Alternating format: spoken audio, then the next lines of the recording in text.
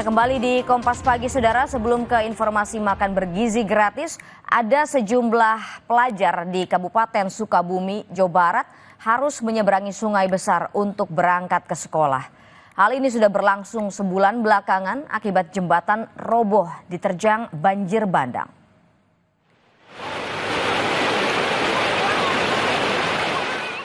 Menerjang derasnya arus Sungai Cikarang harus ditempuh anak-anak ini untuk berangkat ke sekolah di Kabupaten Sukabumi, Jawa Barat. Hal ini terpaksa dilakukan oleh warga desa di Kecamatan Waluran dan Surade sejak sebulan terakhir karena jembatan roboh diterjang banjir bandang awal Desember lalu. Warga pun harus meminta bantuan polisi dan TNI serta warga untuk menyeberangi sungai. Kondisi semakin berbahaya jika curah hujan tinggi hingga mengakibatkan sungai pasang. Ini Pak, soalnya saya sangat membutuhkan anak saya setiap hari kan melintas ke jembatan ini karena kemarin ada bencana air meluap, banjir jembatan gitu. Banjir, jembatannya diputus. Jadi khawatir lah kalau anak saya setiap hari melintas, terus kan mengganggu aktivitas saya sebagai petani, harus ngantar-ngantar anak gitu. Sekarang kan lagi ditinjau sama Pak Camat langsung bersama Pak Lurah Sinasarinya kan antara Kecamatan Surade sama Waluran itu tetanggaan sama Pak Binsa udah meninjau ke sini. Warga berharap jembatan dapat segera diperbaiki untuk menunjang aktivitas warga ke wilayah perkotaan.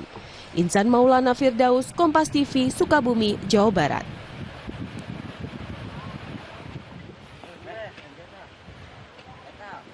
Menteri Sosial Syaifullah Yusuf menyebut program makan bergizi gratis akan dievaluasi secara bertahap.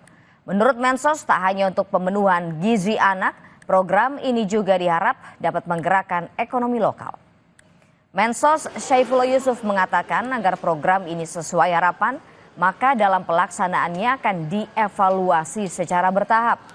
Pasalnya program ini bukan hanya menyasar pada pemenuhan kebutuhan gizi, tetapi juga dapat berdampak pada penyerapan tenaga kerja dan tumbuhnya perekonomian lokal. Ya, untuk makan bergizi memang bertahap ya, pelan-pelan ini terus dievaluasi dan memang secara bertahap nanti akan menjangkau semuanya. Dan yang kedua diharapkan ini di samping gizi terpenuhi tapi juga menggerakkan ekonomi lokal.